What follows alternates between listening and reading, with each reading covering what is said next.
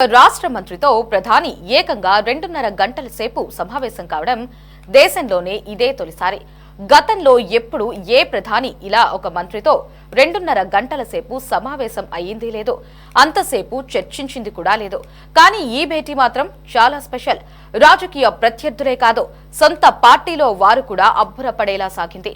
ఈ భేటీ ఎవరిదో కాదు, ప్రధాని మోదీ, ఏపీ మంత్రి లోకేష్ సమావేశం. ఇంతకీ 2.5 గంటల పాటు వీరిద్దరూ ఏం మాట్లాడుకున్నారు? దేశంలో ఎంత బలవంతుడైన నాయకుడిగా గుర్తింపు పొందిన మోదీ లోకేష్ కు ఎందుకంత ప్రాధాన్యత ఇస్తున్నారు? Let's watch the story.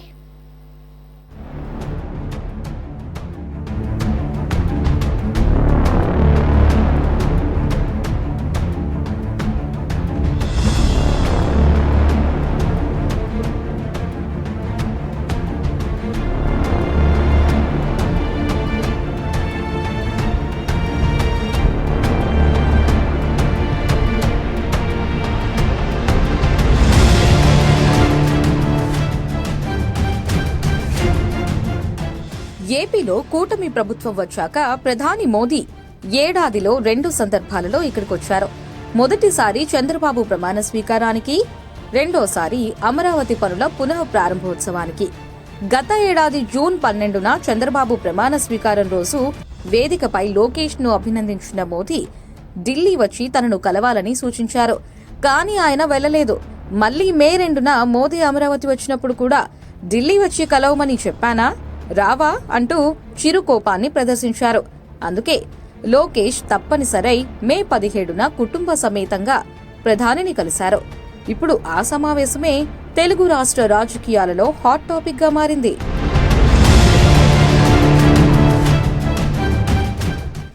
Lokesh ప్రధానిని కలవడంపై రకరకాలైన ఊహాగానాలు వినిపిస్తున్నాయి. 2.5 గంటల పాటు సాగిన వీరి భేటీపై అనేక రకాల చర్చలు సాగుతున్నాయి.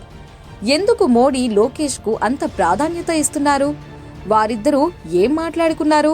వీరి చర్చ రాజకీయాల గురించేనా అంటూ విశ్లేషణలు, ఊహాగానాలు మొదలవుతున్నాయి. ఇంతకీ వీరి భేటీ అజెండా ఏంటి? ఏ అంశాల గురించి వారు మాట్లాడుకున్నారు అనే చర్చ హాట్ గా సాగుతోంది.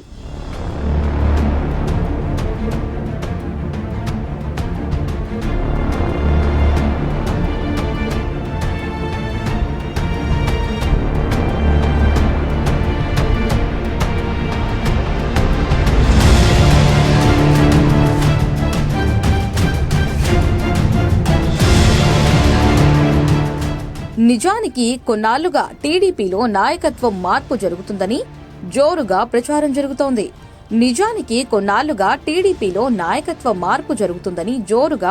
జరుగుతోంది. ముఖ్యమంత్రి చంద్రబాబు నాయుడు తనయుడికి పార్టీ పగ్గాలను అప్పగించడంతో పాటు ముఖ్యమంత్రి పీఠం కూడా ఇస్తారనే ప్రచారం సాగుతోంది. ఇటీవల లోకేష్ ను ఉప ముఖ్యమంత్రి చేయాలని కొందరు ఎమ్మెల్యేలు డిమాండ్ చేశారు. టీడీపీ నేతలు ఉప ముఖ్యమంత్రి పదవి లోకేష్ కు ఇవ్వాలనే రాగం అందుకోవడంతో జనసేన నేతలు కూడా ఓ అడుగు ముందుకేసి పవన్ కళ్యాణ్ ను సీఎం చేయాలనే డిమాండ్ తెరపైకి తెచ్చారు. డిప్యూటీ సీఎం అంటూ రచ్చ చేయొద్దని 2 పార్టీల హైకమాండ్లు నేతలకు వార్నింగ్ ఇవ్వడంతో ఆ చర్చ ఆగిపోయింది. నేతల డిమాండ్లు ఎలా ఉన్నా చంద్రబాబే సీఎంగా ఉండాలి, ఆయనే సంక్షోభంలో ఉన్న రాష్ట్రానికి దిక్సూచి అని పలు సందర్భాలలో జనసేన అధినేత పవన్ కళ్యాణ్ తేల్చి చెప్పడంతో డిప్యూటీ సీఎం అనే చర్చకు ఫుల్ స్టాప్ పడింది.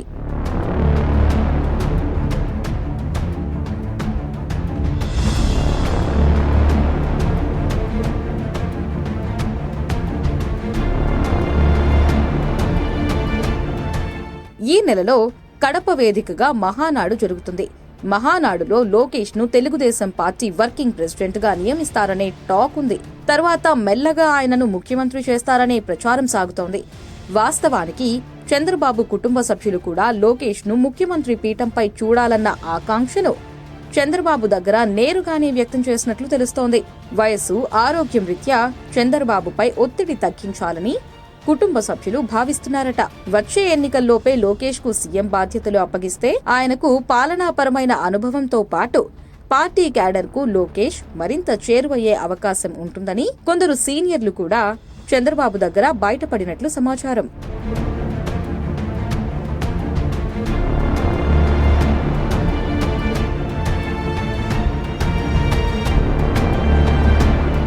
మరోవైపు నారా లోకేష్ రాజకీయాలలో అంచెలంచెలుగా ఎదిగిన వైనంపై కూడా ఇప్పుడు సర్వత్రా చర్చ జరుగుతోంది.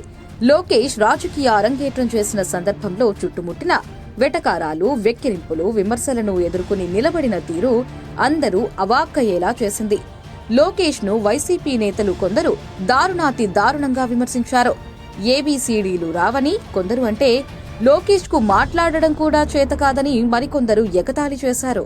ఇంకొందరు లోకేష్ ని పప్పు అంటూ, లోకేష్ కంటే ఆయన భార్య బ్రాహ్మిణీనే బెటర్ అంటూ మరికొందరు అవహేళన చేశారు. పటాపంచలు చేస్తూ ఈ యువనేత రాజకీయాలలో నిలదొక్కుని ఇప్పుడు పార్టీలో 2వ స్థానానికి ఎదిగిన తీరు చూసి ఎవరైనా ఆశ్చర్యపోవాల్సిందే.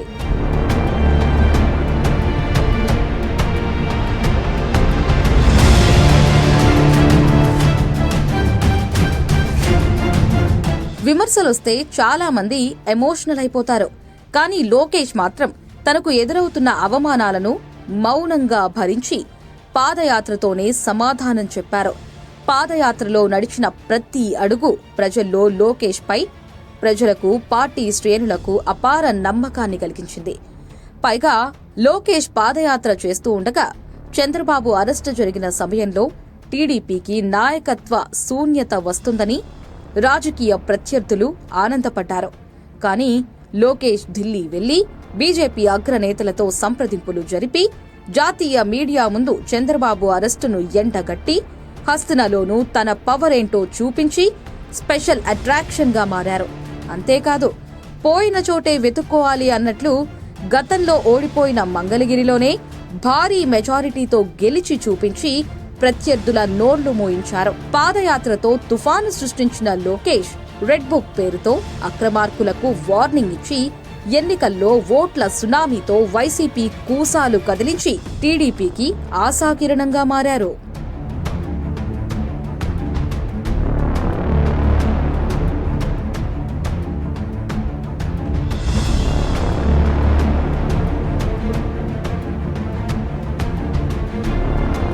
మోదీ తనతో కలవాలంటూ లోకేష్ ను 2 సార్లు ఆహ్వానించి 2 గంటలకు పైగా ఆయనతో మాట్లాడడం చూస్తే దేశ రాజకీయాలలో యువ నాయకుడిగా లోకేష్ కు ఉన్న ప్రాధాన్యత ఇట్టే అర్థమైపోతుంది.